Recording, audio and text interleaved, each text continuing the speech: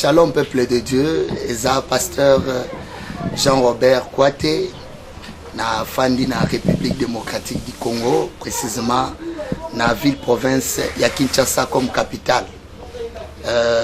Lelo na sepeli koya na bandaku na bino na ba téléphone na bino partout pour na kosolo la bino na part du Seigneur par rapport ya onzamba chaki na motema na ngai.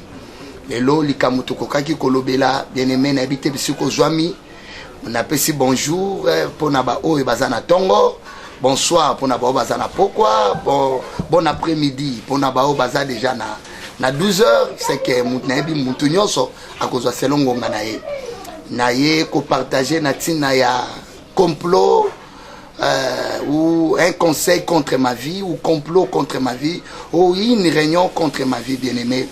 Au Comona qui ba bon mo inabiso, il y a des gens où ba se complotaka pour na ba bon mo inabiso. La vie de l'homme sur la terre est ali destinée.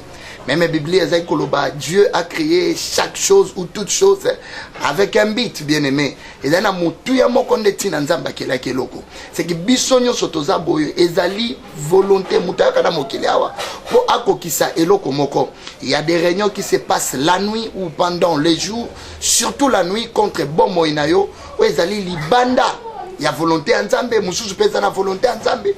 Même Nzambe po pambola yo asala karenyo. Même Satana po a attaquer vina yo asala karenyo. Tokotanga ngona ba makomi ezali koya na bandeli susu tem na biso ezali complot ou une réunion contre ma vie, bien-aimé oko sosola ete na Biblia bato ebele bazali na ba réunion esalama contre ma vie na bango. Nyonso zali kokuta na ngona bomo ina yo lelo ya malamu to ya mabe.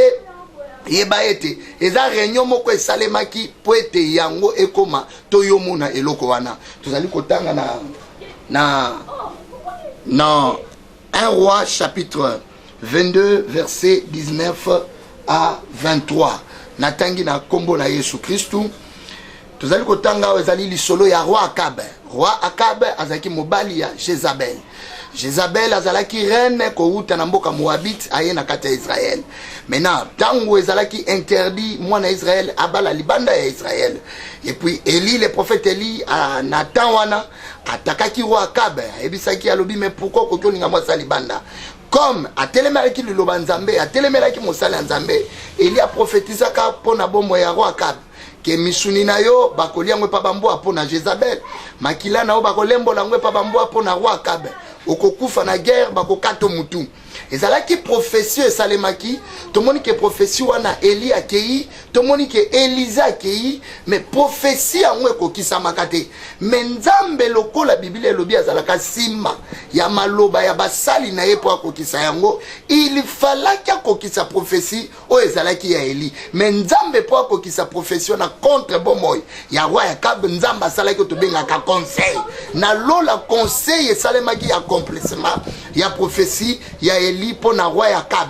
Bien aimé, si à ce temps-là il y a eu un conseil ou salema qui na lola pour être accomplissement kokisama aujourd'hui encore pour Nzamba koki kopé sa prophétie to mosala Nzambe apesi yo prophétie ko kote pa Nzambe mais accomplissement ezalaka pe to benga ka conseil et salamaka na accomplissement pour na accomplissement koka nini esalaka nde tozotanga lisolo wana na lobaki na lobango na lombangu après na zotanga na bandi na 1 roi chapitre 22 verset 19 à 23 et Michée dit écoute donc la parole de l'Éternel.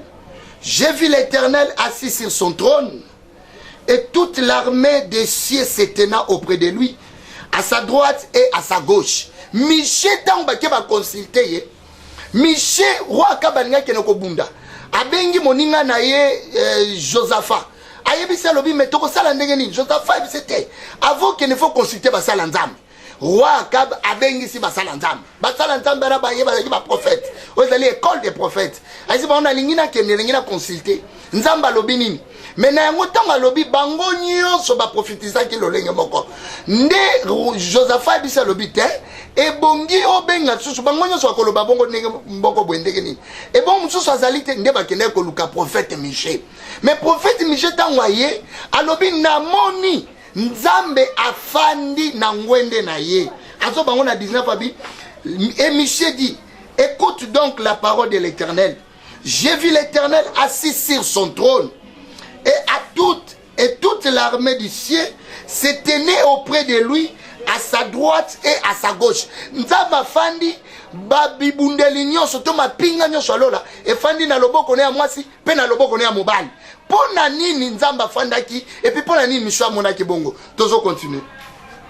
Et l'Éternel dit: qui séduira Akab pour qu'il monte à Ramoth en Galate et qu'il périsse? Omoni nzamba sali conseil. Nini nani akoki kokita po apengwisa Akab po ete akende na guerre wana akufa. Parce que ça là qui déjà plan prophétie fait que kokisama. Mais nzamba sali conseil bien-aimé. Atala lobi, qu'est-ce que je peux faire pour ete prophétie wana kokisama?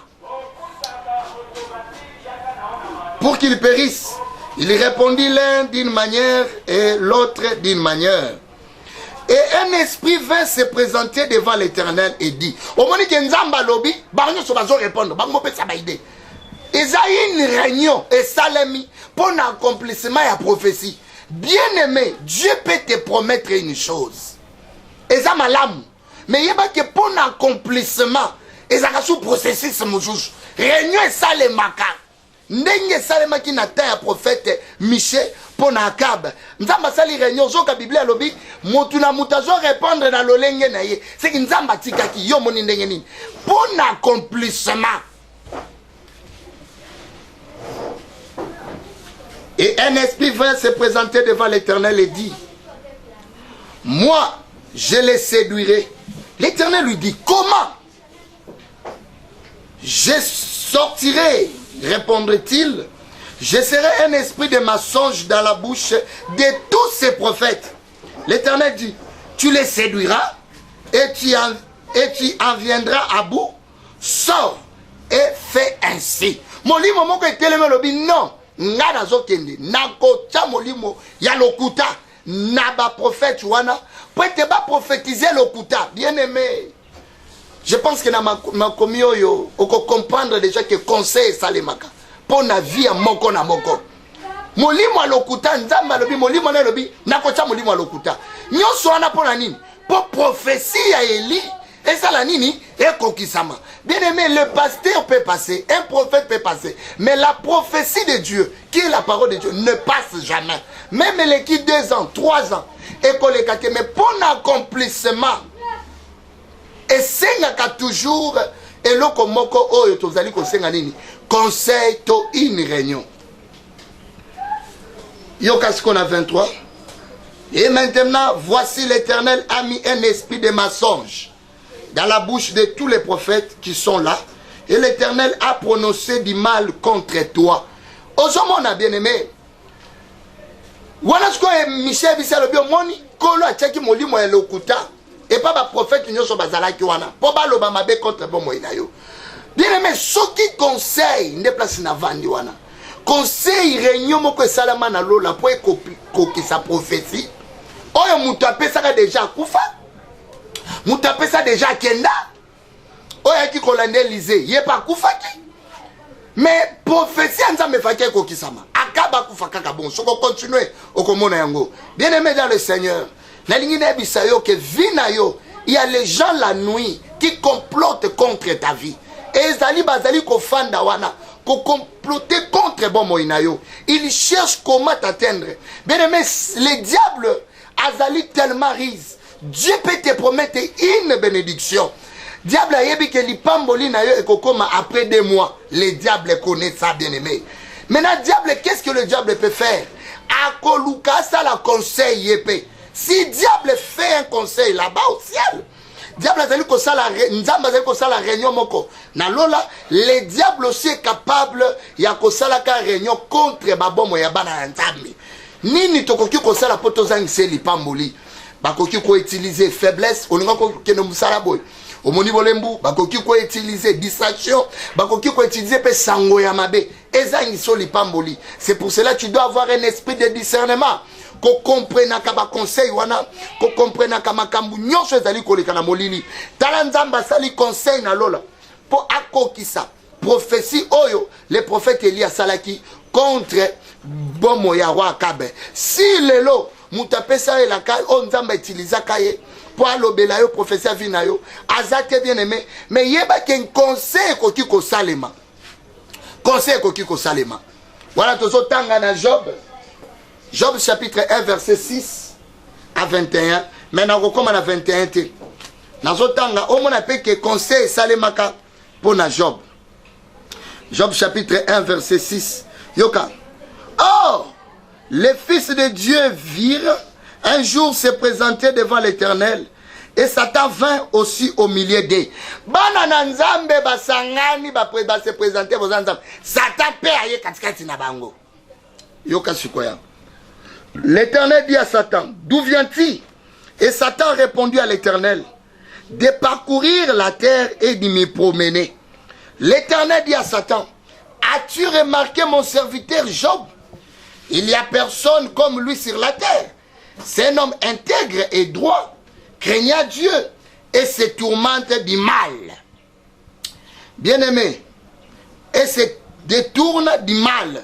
Bien-aimé, Nzambe a témoigné pour Job et pas Satan. Mais il y a eu solo. Satan a eu ça Nzambe ni. Soko continue à tinase. A eu ça l'obité. Nyonso lobi wana. Ezali kaka po opesa ye bakimia. Opesa ye mbongo. Opesa ye mituka. Opesa ye libala. Otinde na poto. Opesa ye musala ya bien. Mobali ya bien. Mwasi ya bien. Bana mayele. Yango nde sali ete azala homme intègre nengo bengi. Conseil e bandi lisusu. Réunion e bandi. Entre Nzambe na Satan. Contre bomo ya Job. Bisika Job azalaki innocent. À ce moment, Job a eu le côté inconscient. Na makambozo sala ma contre vie na ye. Ba komi ko sala loko la partage to bazo partager to ko lo ba débattre. Mais au pona ni lobi bon non ngana yebi hein conseil bandi o sala ma réunion lisusu bandi.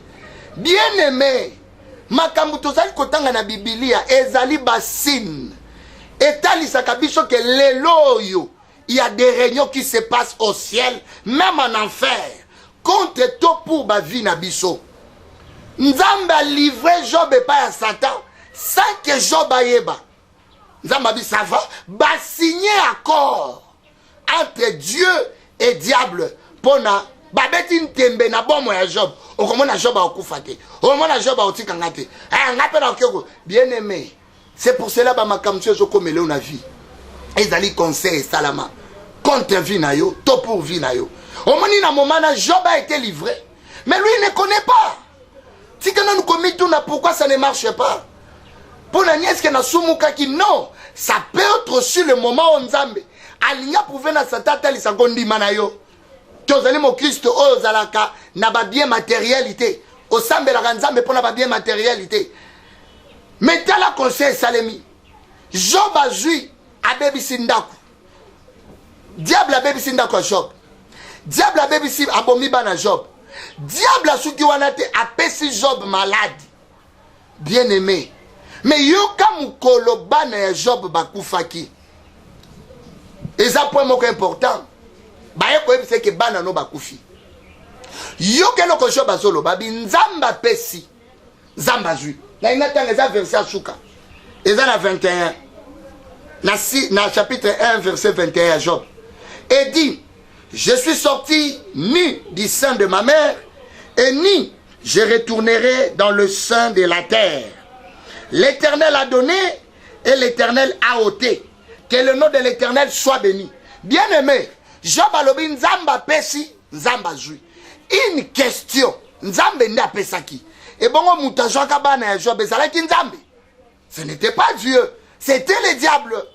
Et ça va ma comme la bicho. Ne sois pas spirituel plus que la spiritualité. Et ça ma c'est le diable. Ce n'est pas Dieu. Il faut que tu aies la cangona surnaturel. Regarder ne signifie pas voir. Voir signifie comprendre. Bien aimé, au cause de l'autre la makamba vino e marchete, yo kaniso zomona. Nzoko zomona te, pate o sosoli angote. Job alobi nzamba pesi, nzamba zui. Est-ce que nzamba zui qui bana Job? C'était le diable. Pourquoi Jacques Bango conseil salemaki? Et ça m'a sous conseil c'est salema contre vie na yo. Au moni ba malheur bandi comme la yo, au commis spirituel plus que la spiritualité. Oh yo comme kaka non, nyo c'est sa volonté en Nzambe. Non, tu dois aussi se mettre debout, chercher Dieu. Seigneur, pourquoi ça? Si c'est la volonté de Dieu, Nzamba kotal Jésus mokano. Ce que sa volonté Nzamba était, okoyeba yango kezaki conseil salemaki na ndenga mabe et okote le mana mabondeli. Tel est le ko Job alobi. Adi Nzamba pe si Nzamba jui. Or c'était le diable nda joie qui bana Job. Sois prudent bien-aimé. Il y a des conseils qui se fait la nuit. Tango la la kaizana bato basala kaba complotaka. Batie kombo na yo katikati. Il parle contre ta vie. Bazali ko bazui basali na conclusion. Mais yo zali oza inconscient parce que oza yakolala. Mais tango la muki obandi ko mona makambu o Nzamba la kayo. Ozo mona yangote. Ne croise pas les bras bien-aimé. Ne ferme pas ta bouche. Cherche Dieu. Peut-être ça complot. Il y a bato mabe contre bon moina yo. Oh bah c'est complota qui pour ba détruire yo, pour ba silisa yo. Mais toi, ignorant que tu étais, inconscient que tu étais, yo le bimbo ils ont volonté Nzambe te. Il y a la volonté de Dieu, toye biango, mais il y a aussi la volonté du diable qui s'accomplisse na katia bon moyaba na Nzambe. Diable luka qui obeba pe omoni pe obebi. Sois prudent dans la vie de prière. Ne sois pas spirituel plus que la spiritualité. Bien-aimé, cause à la bonne côté. Un homme spirituel, les amis doivent examiner la cagnosso. Alors qu'on contrôler chaque acte des amis comme et où tu wapi et ce qui est wapi. Et puis pour la nuit les gens qui ont un moment où n'est tout spirituel. Un homme spirituel les a analysé kate. Mouto un homme spirituel oh non analyse tout c'est Dieu. Non non non non. Celui qui est spirituel, il ne laisse pas tout à Dieu bien-aimé. Lui-même il peut aussi faire une analyse. T'as loko Job asali. Il était inconscient. Mais pourquoi Job makambone comme la qui est? Pourquoi Job makambone comme la qui est? Et pourquoi Akab makambone comme le tozomo na awa? Na Akab mutako tele zala kiti. Na Job Nzambe na Satan bazo comploter, bazo solo la suite on peut dire. Mais pour batia via Job ezala lokola mondenge na bango, mutu pe akote la Job azala kiti. Pour nani? Ozomona parce que Job manquait quelque chose. Avant de commencer, nous avons Psaume 56, verset 6 à 7. Au comprendre, avant-dernier verset bien-aimé. 56, verset 6 à 7. Je lis au nom de Jésus. Élève-toi sur le cieux. 56, verset 6 à 7. Élève-toi sur le cieux, ô Dieu. Que ta gloire soit sur toute la terre. Ils avaient tendu un filet sous mes pas. Mon âme se courbe.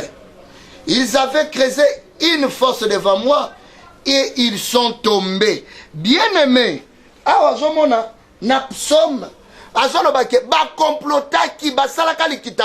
il fait des projets contre ta vie.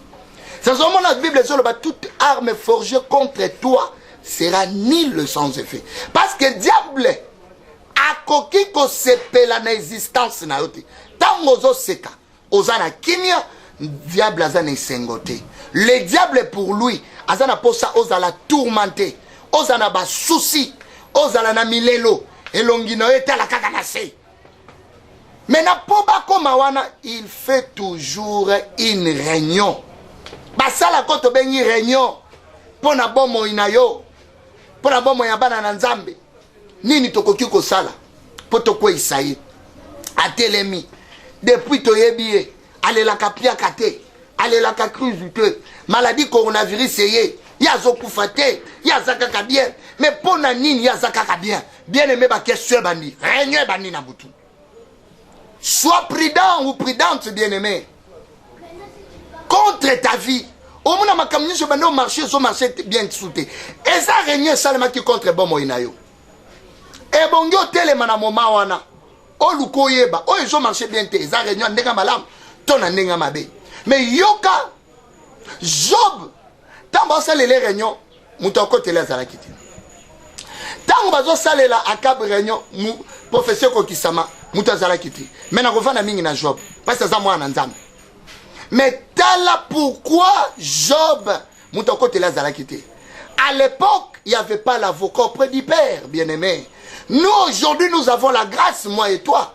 Nous avons un avocat auprès du Père qui est le Seigneur Jésus-Christ. Bien-aimé, Bible Job est avocat. Nous avons 1 Jean, chapitre 2, verset 1. Nous avons les derniers versets. Au moment où ba réunion na yo, mutu akoki ko bundela yo. 1 Jean, chapitre 1, verset 2. Chapitre 2, verset 1. Je lis au nom de Jésus-Christ. Petit enfant, je vous écris ces choses afin que vous ne puissiez point, vous ne péchiez point, bien-aimés. Et si quelqu'un a péché, nous avons un avocat auprès du Père, Jésus-Christ, le juste. Petit enfant, je vous écris ces choses afin que vous ne péchiez point. Pour que vous puissiez connaître que nous avons un avocat auprès du Père, Jésus-Christ le juste. Nous avons un avocat. Job, mutakote la zala kite. Complètement salema, yazo sambelawa, avocat zala kite. À cette époque, autour nangai, mais pourquoi nous avons un avocat Job? Pourquoi Dieu dans le Nouveau Testament a béni avocat? Mais pourquoi dans l'Ancien Testament a béni avocat? Parce que dans l'Ancien Testament, Dieu a tikalaka ko goûter une bonne moïté, une zota bomoto. Il le faisait pour un temps. Et pas Abraham, mais dans le Nouveau Testament, la parole fait chair. Nzamba latin zoto. Abotami lokola mwana. Akoli lokola mutu. A comprendre ba faille ya mutu, ba défaillance ya mutu. A comprendre ba capacité bisika ya mutu suki. Netango zeng ba benga moko l'avocat auprès du Père. C'est-à-dire a komi koloba bité na joa ki place na bango. Na comprendre loko ça. Soki nga na longa ki eza parce que nazaki na bonzambe ya koko kakati na ngai. Mais en tant que mutu mutu akoki kokoya. Nde ba benga avocat du Père. Ta la grâce o ngana yo tozanango. Aujourd'hui, nous avons un avocat auprès du Père. Oyo conseil zali ko salema. Et il y a zali wana zolobela yo. Mais pourquoi qu'on consultait était autour lobby? Est-ce que conseil autant que bano salema tu étais là? Ozalaki wana? Est-ce que yebi conseil yo Seigneur Jésus? Obani ko tuna parce que yenda avocat na yo. Molobeli na yo. Ezala bando kitamba zo compléter contre vie na yo. Il est l'avocat auprès du Père. Si Christ peut se tenir comme un avocat auprès du Père, qu'en est-il auprès du diable, bien-aimé? Bien-aimé, ne croise pas les bras. Que ne kokuta un avocat na yo. Et ça n'a pas union sozo comme la eza réunion. Totangi makomia, totangi solo akab, totangi solo à Job. Vous allez comment on a que réunion et salemi. Et na kati réunion. Batu ba sisite lo komoko ya mabe. Réunion ko ki osalema ya mabe contre vie na yo. Mais yo so comprendre nyoso comme lokola Job. Nzamba pesi nzamba zui. Qui t'a dit que nzamba zui ki bana Job? C'était le diable. Mais nzamba pesa ki. Mais kozwezala ki nzambe te. O nzambe pasteur nyoso so comme la ngaza na nka volonté nzambe. Ce qui peut nzamba lingate loko na soki zala ki angeza anga. Bien aimé moi na nzamba wana ezali niveau ya siaba na nzambe. Mwana nzamba bundaka. La vie chrétienne, c'est un combat. Nzamba ebisi bana Israël bokende na Kana. Bokende kuna. Ezali mabele na pesibino. Vous trouverez le lait. Naba mafuta nzoi, le miel. Mais tangu bakomi. Mais bakuta banda kute. Nzamba esi wante ke bo vanda na banda ko bino botonga ebisa ki bango. Mais banda ko bino botonga te bino bo vanda la. Mais tangu bakomaki. Bakaza ko bakuta banda ko polele. Babilanga, ezobi misakaka. Non. Dès que bakomi na bakuti bandaku o ezalaki occupé na batu, il devait se battre. La prophétie de Dieu babundaka pona accomplissement. Lokolo bundaki pon nzamba pesa yo prophétie, ton nzamba pesa yo promesse. Bunda lisusu pon nzamba pesa yo accompagner ko accomplissement. Le combat bien-aimé pour l'accomplissement de sa prophétie ou pour l'accomplissement de ses promesses, bien-aimés. Et ça les deux étapes les plus importantes. Ponzamba loba, conseil salemaka. Mais ponza me pas kokisa. Non mon bakou kalobi, je me tiens, j'attends là. Parce qu'il y a un peu que conseil ko salema. Conseil ko salema. Tant conseil ko salema, ceux qui n'ont pas na poste nangai. Est-ce que conseil ko tourner en faveur contre ngai? Bien aimé conseil salemaka na lola. Contre bon moi il pas conseil salemaka. Tu dois chercher Dieu. Tu dois prier. Tu dois intercéder, gêner pour n'avoir pas accomplissement. Il y a prophétie kokisama. Il y a des conseils qui se passent contre nos vies. Ils allaient pour ou contre. Mais yo bonginde ozala. Moutako telema à tout moment consulter toujours ton avocat. Oh il est auprès du Père. Seigneur, est-ce que Makamango, l'élo est tourné qui Natongo, tu ne peux pas se réveiller sans pour autant prier, bien-aimé. La nuit, conseil salimi contre Vinayo. Tu ne sais pas journée. Bien-aimé, le Kola Tolobara que chaque matin, Dieu renouvelle sa bonté. Chaque matin aussi, Satan renouvelle sa méchanceté contre les enfants de Dieu. Il voyait Bayango. Comment ça n'a qu'à Satan? Dieu renouvelle sa bonté.